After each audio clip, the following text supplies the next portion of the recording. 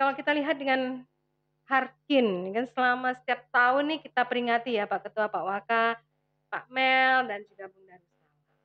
Tapi dengan makna apa sebenarnya Harkin kita nih ada menyangkut tentang budaya. Ini sepertinya sesuatu yang sangat dalam nih, Pak Ketua. Mungkin ada yang perlu disampaikan juga kepada para pegiat. Terima kasih.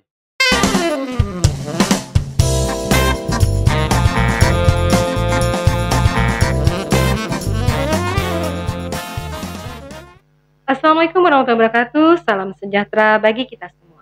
Pegiat keterbukaan informasi publik dimanapun Anda berada. Podcast kita pada kali ini adalah bertemakan sesuai dengan Hari Keterbukaan Informasi Nasional yang tepatnya jatuh pada hari ini, 30 April 2020. Adapun tema kita pada 30 April kali ini adalah melalui budaya keterbukaan informasi badan publik. Kita wujudkan kalbar yang informatif dan demokrat. Tak kenal maka tak sayang maka tak cinta. Karena itu, marilah kita bersama-sama lebih mengenal dekat dengan para komisioner yang saat ini mengawaki Komisi Informasi Kalimantan Barat. Dan saya akan memulai dengan yang ada di sebelah kiri saya, atau mungkin yang di sebelahnya lagi. Pak Ketua dulu saja lah ya, nggak apa-apa lah ya. Oke, ya. Pertama-tama saya akan memperkenalkan terlebih dahulu adalah Kak Lufti. Assalamualaikum Kak Lufti. Waalaikumsalam, selamat siang semua. Oke, Kak Lufti ini adalah sebagai Ketua Komisi Informasi Provinsi Kalimantan Barat. Dan di sebelah saya adalah Pak Wakil Ketua, yaitu Bung Edo. Selamat siang nih Bung Edo. Ya. Tidak berarti yang terakhir-terakhir ini diperkenalkan, berarti yang terakhir pula yang menjadi satu hal yang tidak penting, yaitu saya akan mulai di sebelahnya Kak Lufti, yaitu ada Bung Darussalam. Bung Darussalam. Ya, Bung Darussalam adalah sebagai koordinator bidang penyelesaian sengketa informasi. Dan di sebelah sana ada ayah kita ini adalah Pak Mel. Pak Mel. Ya. Pak Mel adalah komisioner, yaitu koordinator bidang kerjasama dan hubungan antar lembaga. Kurang saya aja nih sendiri ya, saya Fatmi Cendramidi dan saya adalah koordinator bidang advokasi, sosialisasi, dan edukasi. Oke, para pegiat keterbukaan informasi publik di Kalimantan Barat dan dimanapun Anda berada. Dan kami percaya bahwa sebagai pegiat tentu saja adalah satu hal yang sangat penting menjadi bagian keterbukaan informasi itu sendiri. Karena juga kita mengingat hak asasi manusia mengakomodir bagaimana hak asasi tentang informasi yang kita miliki adalah satu hal yang sangat penting menjadi bagian dari derogable right kehidupan. Oke, kalau kita lihat dengan Harkin, kan selama setiap tahun nih kita peringati ya Pak Ketua, Pak Waka, Pak Mel, dan juga Bung Darussalam. Tapi dengan makna apa sebenarnya Harkin kita nih ada menyangkut tentang budaya. Ini sepertinya sesuatu yang sangat dalam nih, Pak Ketua. Mungkin ada yang perlu disampaikan juga kepada para pegiat. Terima kasih. Sahabat keterbukaan informasi publik dimanapun berada di Kalimantan Barat. Pertama-tama mungkin menyapa semuanya. Hari ini 30 April 2024 merupakan Hari Keterbukaan Informasi Publik.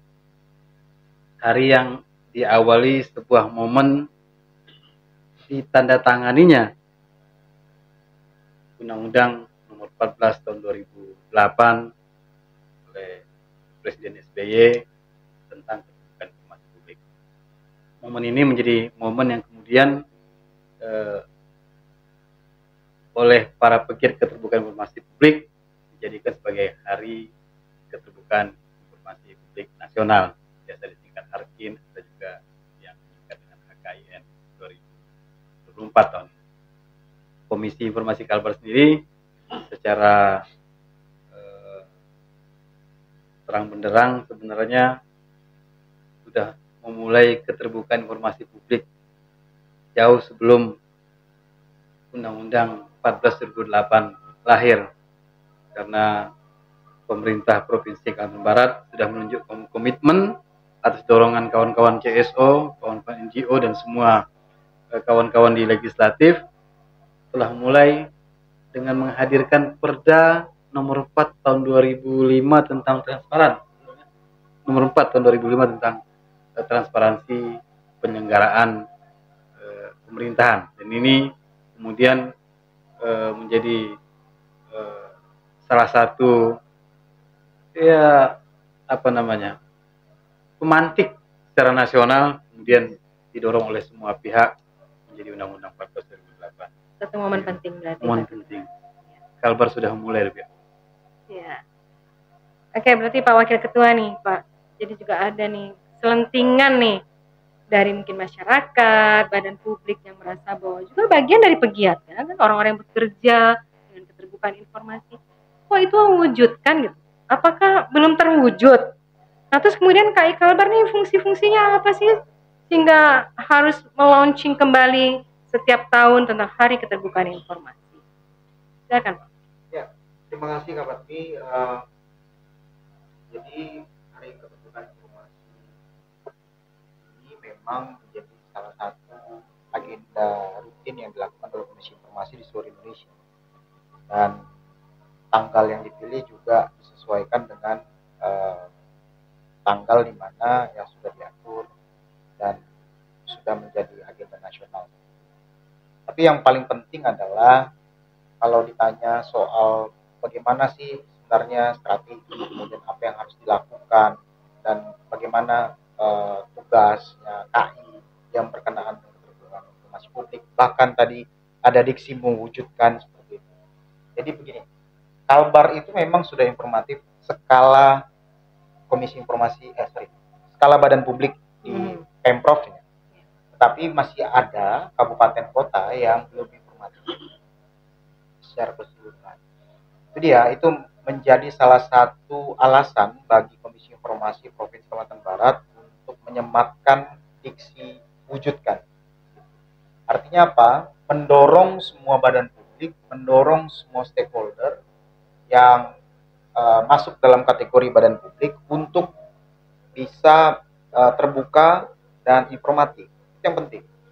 Ada satu diksi lagi soal demokratis. Ya. Nah, demokratis ini menarik karena kita di tahun pemilu.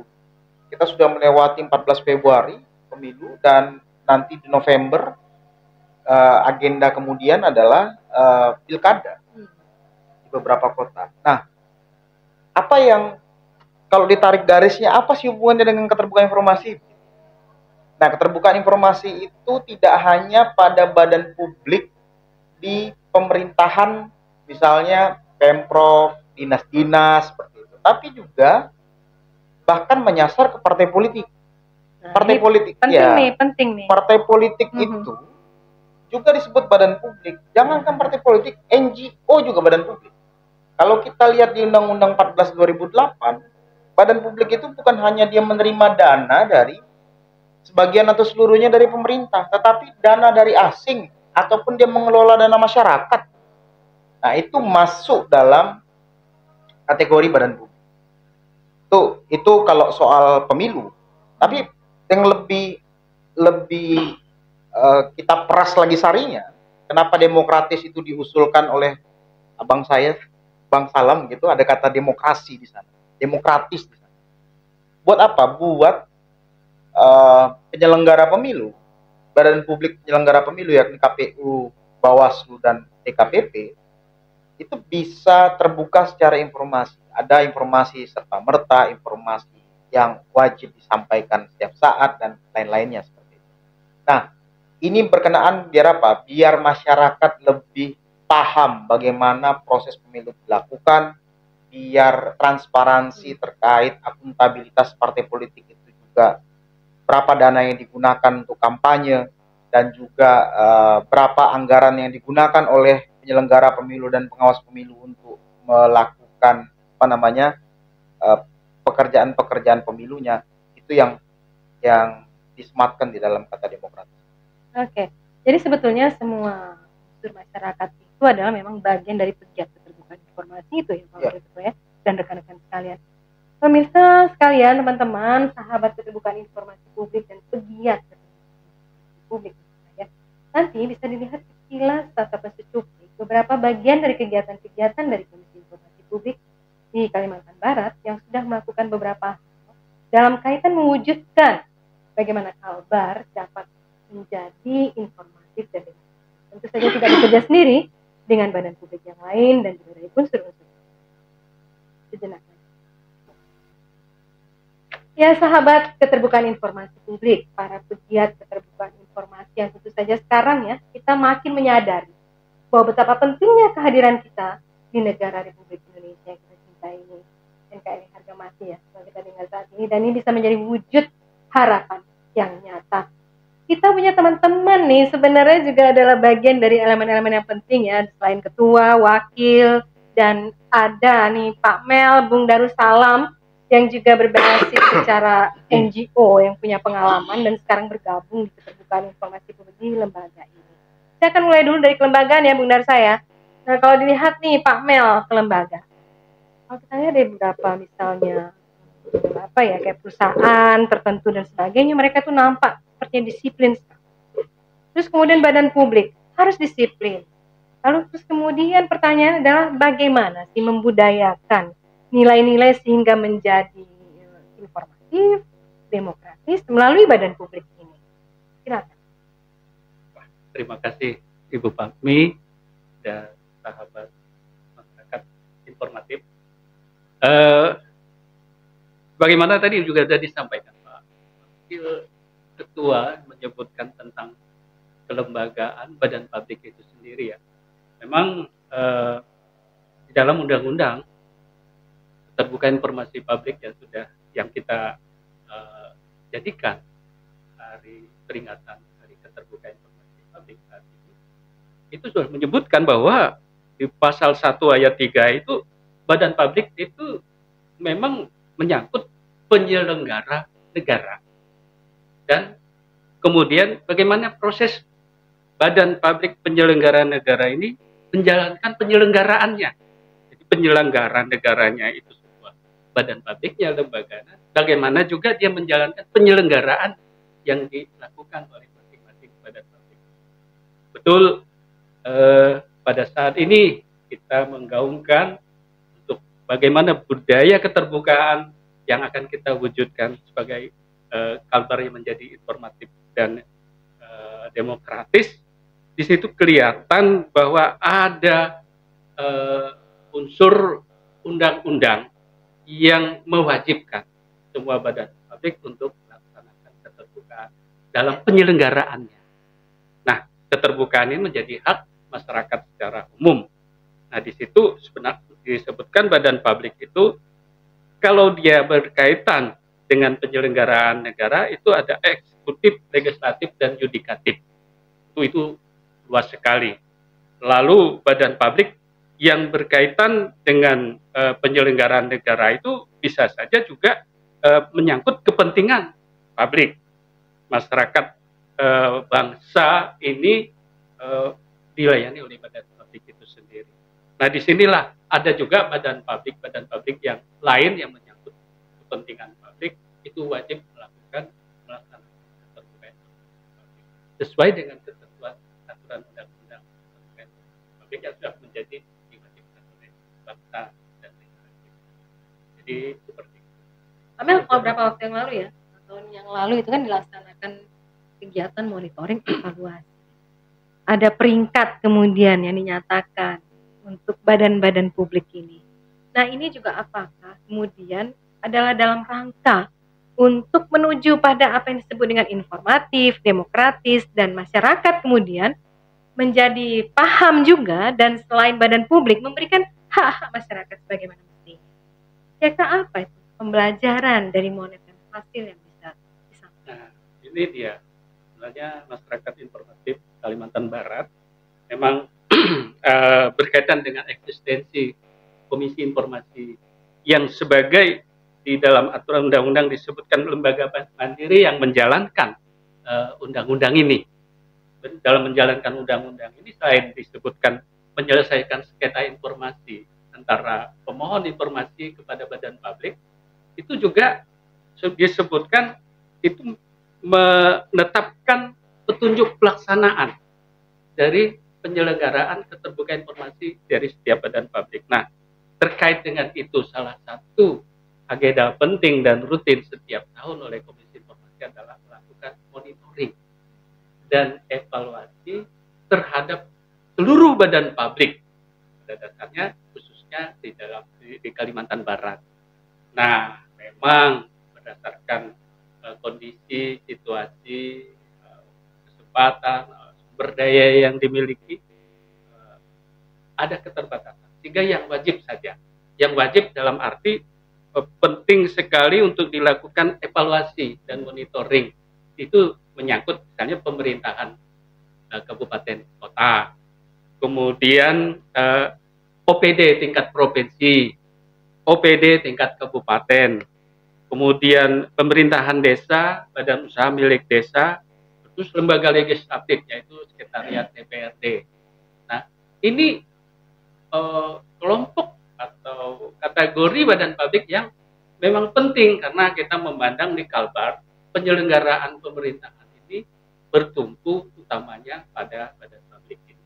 Bukan berarti badan publik lain yang di luar yang kita sebut 7 tadi dilakukan monep itu tidak penting dan tidak harus, tapi sebenarnya keterbukaan informasi publik dari setiap badan publik ini menjadi kewajiban kita bersama. Dan penting juga bahwa masyarakat informatif juga mengfeedback atau merespon bagaimana setiap badan publik itu menjalankan keterbukaan informasi publik pada lembaganya, pada badan publik, baik tugas fungsi badan publik itu. Jadi ini yang berkait dengan monitoring dan evaluasi yang dilakukan setiap tahun, dan pada tahun ini juga akan dilakukan monitoring dan evaluasi.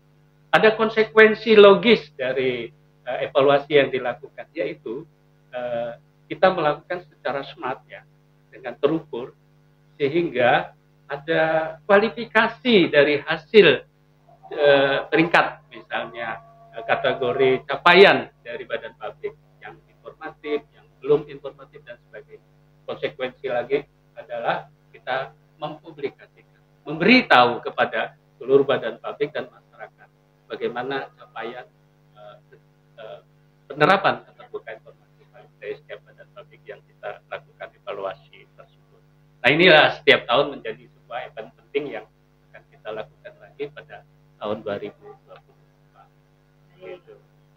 Ya, sahabat keterbukaan informasi publik dan para pegiat keterbukaan informasi publik, nanti kita akan melihat kegiatan-kegiatan yang berkaitan dengan kelembagaan dan apa yang disampaikan tadi tentang monitoring dan evaluasi.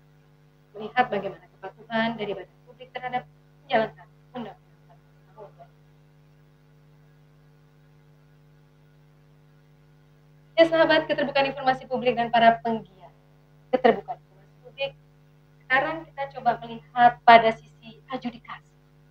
Orang banyak juga yang bertanya, kok KAI bisa ya melaksanakan juga persidangan? Hasilnya seperti apa nih? Keputusannya inkrah atau tidak? Nah, ini akan dijawab oleh expert. Bung Darussalam, ada berapa hal mungkin yang menjadi standing point tentang penyelesaian sengketa informasi di KAI. Baik, terima kasih Bu Fatmi. Selamat Hari Keterbukaan Informasi Nasional yang ke-16 ya, kalau kita hitung sejak 2008. Seperti yang diamanahkan oleh undang-undang, memang salah satu daripada tugas dan fungsi-fungsi informasi adalah menyelesaikan sengketa informasi publik melalui komunikasi dan media. Itu memang Komisi Informasi memiliki perhatian, memiliki tanggung jawab untuk menyelesaikan setiap permohonan sengketa informasi publik yang diajukan oleh publik, oleh masyarakat, oleh pemohon. Jika mereka tidak puas terhadap badan publik, jika mereka melakukan permohonan informasi, kemudian muncul pertanyaan, bagaimana sih Komisi Informasi menyelesaikan sengketa tersebut? Terus seperti apa posisi hukum terhadap penyelesaian atau sengketa yang diselesaikan oleh Komisi Informasi menyelesaikan sengketa tersebut melalui adjudikasi. dan mediasi seperti yang telah disampaikan tadi, ya kita melakukan persidangan. Dalam persidangan itu akan diperiksa baik itu kelengkapan saksi, bukti-bukti, kemudian legal standing daripada pemohon dan termohon, termasuk juga lingkup persoalan yang disengketakan. Apakah memang benar-benar hal yang diajukan untuk disengketakan tersebut merupakan sengketa yang mencakup tentang informasi publik atau hal lain. Tapi bila kita menemukan sengketa tersebut memang benar murni bahwa persoalan sengketa informasi publik bukan pelayanan, bukan hal-hal lainnya, maka itulah yang menjadi tanggung jawab Komisi Informasi untuk diselesaikan melalui persidangan dan sebagainya. Yang berakhir tentunya pada putusan dari pembacaan putusan. Dalam pembacaan putusan itu tentu belum inkrah, ya baru selesai membaca putusan oleh komisioner. Inkrah dari putusan tersebut bila dalam jangka waktu 14 hari saja tidak ada upaya hukum dari para pihak pemohon dan termohon. Tapi bila ada upaya hukum, para pihak bisa melakukan banding. Setelah itu, kemudian pada akhirnya bila para pihak juga masih tidak puas, masih belum memiliki keadilan atas putusan banding, bisa melakukan kasasi. Kasasi lah merupakan putusan akhir ketika para pihak melakukan upaya hukum terhadap apa yang telah menjadi putusan sengketa. Menurut Salam kan ada nih tentang mediasi. Jadi kita mengarahkan mungkin kalau dapat dilakukan mediasi, cukup mediasi sajalah kata masyarakat berbicara. Susah lagi kalau masuk ke adjudikasi ini panjang ceritanya. Banyak lagi keluar duitnya. Nah ini gimana ya? Ya, saya ingin menjelaskan pertama bahwa sengketa di Komisi Informasi ini merupakan sengketa yang bebas biaya, murah, dan berbiaya ringan. Berbiaya ringan itu kita wujudkan dalam upaya untuk menyelesaikan sengketa yang cepat, yang tidak berulang. Budaya ringan yang kedua kita implementasikan dengan mendorong pencapaian melalui kesepakatan melalui mediasi.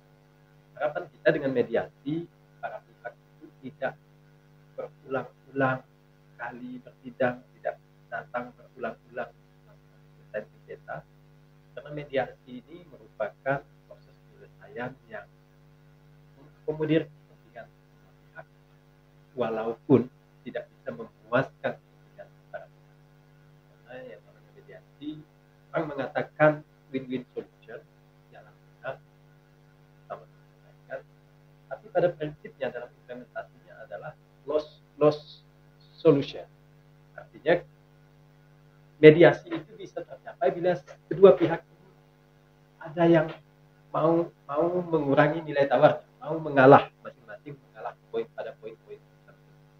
Tapi kalau semuanya diakomodir, itu tidak akan terjadi.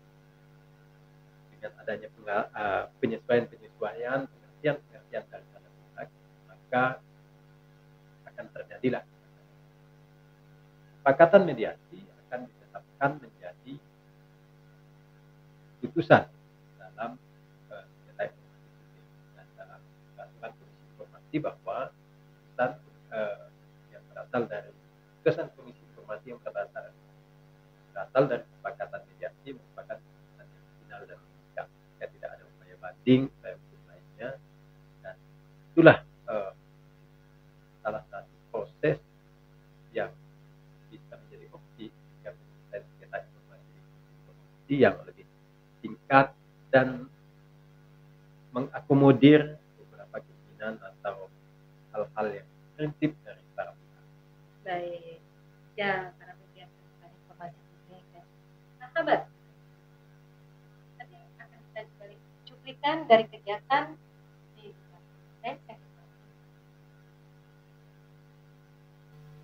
sahabat keterbukaan informasi publik dan para pegiat keterbukaan informasi publik. Komisionernya ada 5. Saya nggak diwakilkan, Pak. Wakil kali. Yang merangkap pos. Oh, oke ya, karena sudah Saya aja yang diundang. nanya gimana kawan? Nah, oke lah, ditanya oke. Nah, ini beliau nih ekspertis banget di podcast nih. Jadi Ada susah-susah pertanyaannya. namanya podcast kan begitu ya. Iya. Harus gantian. Nah, Komisi Informasi itu punya salah satu bidang yang bernama advokasi, sosialisasi, dan edukasi. Kami didaulat prestasi pleno diamanahkan menjadi koordinator di bidang itu. Kayak dosen Nah, aku gemetaran. advokasi, sosialisasi, dan edukasi itu sebenarnya bagi Komisi Informasi itu posisinya itu di bagian apa? Apakah menjadi semacam humas misalnya, atau memberikan pemahaman literasi terkait keterbukaan informasi, atau ada hal lain yang sebenarnya secara eksplisit yang belum diketahui oleh publik? Oke. Terima kasih ya para senior saya semuanya ini. Jadi cukup gemeteran juga ya para pegiat keterbukaan informasi publik. Jadi kebetulan saya dimandat di bidang advokasi, sosialisasi, dan edukasi. Jadi kalau kita melihat apa sih sebenarnya yang menjadi perbedaan, kayaknya sama saja nih. Ya informasi juga kan yang didiseminasikan. Jadi kalau kita melihat juga bagaimana positioning di bidang ESA, AC atau apa itu namanya ya, nah itu apakah perlu urutan tidak? Kita mulai dari edukasi dulu, sosialisasi dulu, dan advokasi. Jadi sahabat keterbukaan informasi publik dan para pegiat keterbukaan, kalau kita melihat sebenarnya kelembagaan itu bagiannya pasti ada hal-hal yang perlu disampaikan. Dan kalau itu disampaikan adalah sebagai one way traffic communication, itu bisa disebut dengan humas kalau kita sudah pernah dengar ya. Nah kemudian kalau di protokoler itu lebih membangun sebuah metode ataupun prosedur dari unsur-unsur pimpinan, kemudian itu sifatnya one way. Tapi di bidang advokasi, sosialisasi, edukasi itu ada bertahap yang sebenarnya itu kalau dibilang penting juga ya. Kita mulai dari advokasi, tapi saya lebih akan mengangkat edukasi. Edukasi itu kita berikan adalah kepada kita tidak mengecilkan berarti ada masyarakat yang sama sekali tidak mengetahui, sudah mengetahui tetapi belum benar-benar terinfo atau well info. Nah itu perlu diberikan edukasi. Itu kita biasanya menyasar pada sekolah. Ya bisa saja di universitas dan di beberapa tempat itu juga menyasar pada sekolah-sekolah menengah atas misalnya. Untuk memberikan sejauh mana sebetulnya masyarakat mempunyai terhadap segmen dengan informasi tersebut dan menggunakan informasi tersebut dengan hal-hal yang canggih. Kemudian sosialisasi. Jadi kalau edukasi ini bisa two-way traffic communication juga dan multi-way traffic communication juga. Kemudian kalau di bidang sosialisasi ini biasa kayak seminar dan sebagainya, itu tuh ada tanya jawab dan sebagainya. Banyak kemudian orang kemudian merasa a priori dengan kalau seminar sosialisasi dapatnya itu adalah satu arah saja. Lalu kemudian kayak gimana nih mau menerapkannya, kemudian narasumbernya, apalagi kalau misalnya narasumbernya di nasional. Nah, lalu bagaimana? Stigmatis seperti itu sebenarnya tidak dikhawatirkan, karena sosialisasi itu sebenarnya suatu bentuk diseminasi yang mana itu menyebarluaskan informasi dengan tahapan, prosedur, dan poin-poin mana yang dianggap adalah penting untuk diberi. Kalau advokasi lebih kepada mereka yang mempunyai decision making. Jadi pada puncak-puncak pimpinan, ya, puncak pimpinan, misalnya dia seorang legislator, kemudian juga dia adalah di bidang eksekutif. Mereka mempunyai mandat secara kenegaraan di undang-undang, dan di situ kita lakukan bagaimana influence mempengaruhi mereka tentu dalam hal yang positif dan bermanfaat untuk mereka memberikan mereka sadar awareness bahwa sebetulnya ada hal-hal kebijakan yang sangat dibutuhkan masyarakat secara luas yang hasilnya itu adalah mereka. Nah, positioningnya itu di ASE sendiri, di kelembagaan, di komisi informasi seperti puzzle. Di puzzle kalau nggak ada mata, keren juga ya kalau mata satu kayak gini. Ada banyak tuh anak-anak foto kayak gini kan. Tapi itu bukan puzzle kita adalah bukan hanya sebagai satu hal yang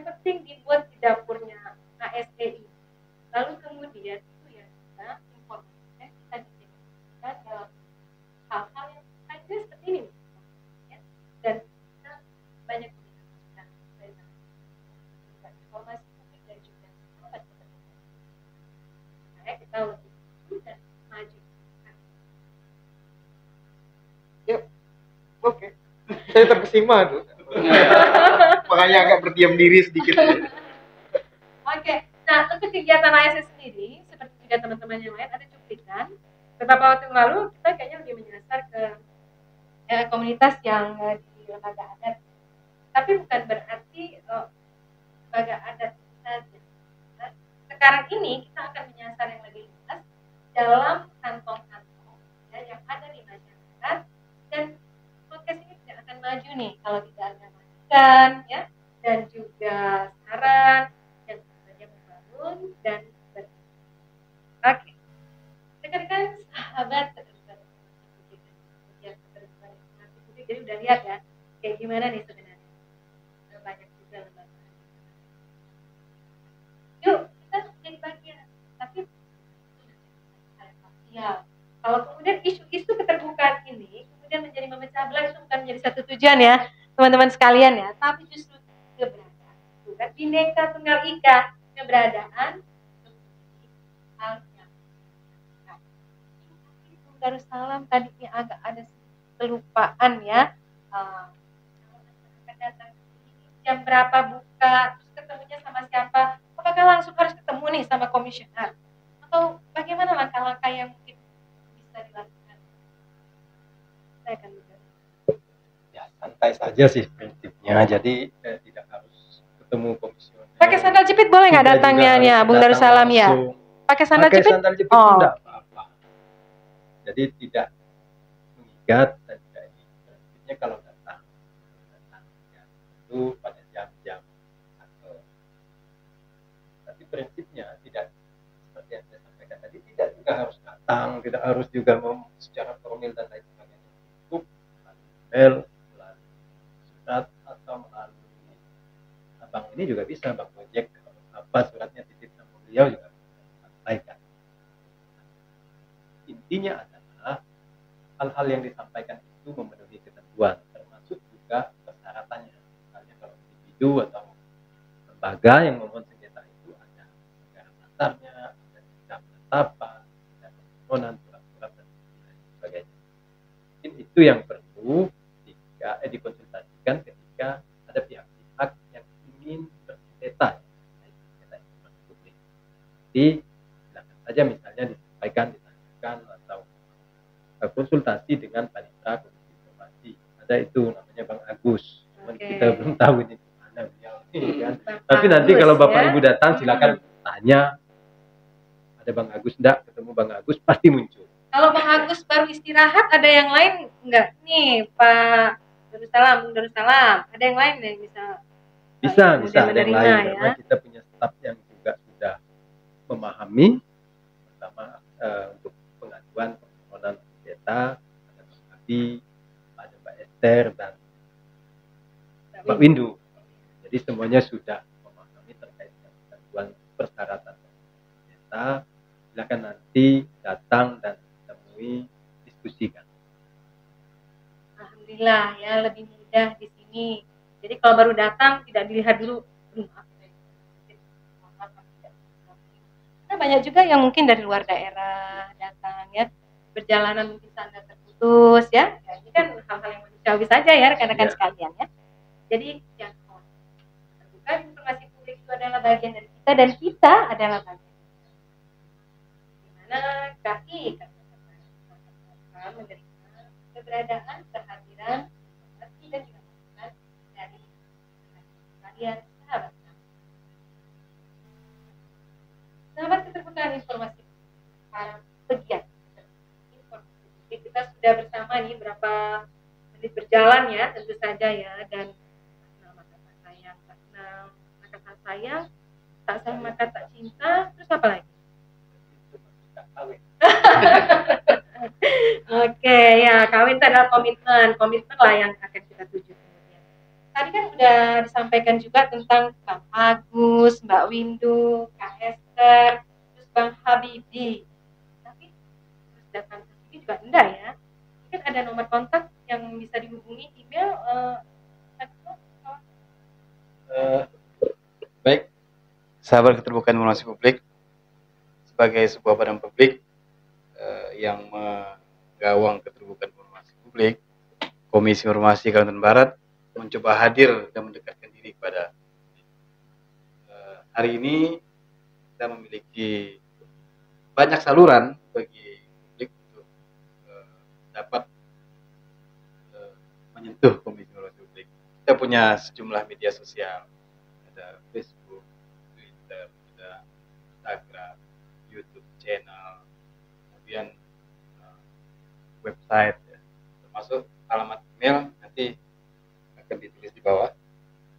Jadi para pegiat keterbukaan informasi juga dapat mengakses semua saluran ini. Bahkan kita sekarang punya call center khusus untuk berkomunikasi, menanyakan banyak hal tentang KI, dapat melalui pusat layanan informasi di bawah, 0813 14 2008. Agak mudah ya menghafalnya, soalnya ada 14 2008. Iya, Sesuai dengan undang-undangnya. 14 2008. Dan ini salah satu bentuk upaya Komisi Informasi Kalimantan Barat mendekatkan diri dengan publik dan memberikan ruang kepada semuanya untuk bisa berkomunikasi. Jadi jangan khawatir ya.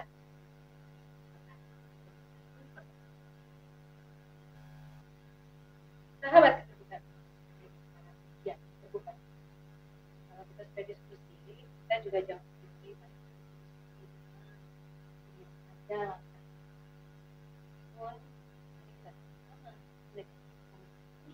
menjadi bagian dari keterbukaan. Dengan harapan hal-hal yang sudah kita lewati dan kita berharap bahwa ini bukan hanya wajib, tetapi harapan yang menjadi sesuai dengan tema Harkin yang tepat jatuhnya pada hari ini, maka juga melalui budaya keterbukaan informasi kita wujudkan Kalbar yang informatif dan demokratis. Salam informasi. Assalamualaikum warahmatullahi wabarakatuh. Salam sejahtera bagi kita semua dan sampai jumpa. Sampai ketemu di podcast berikutnya.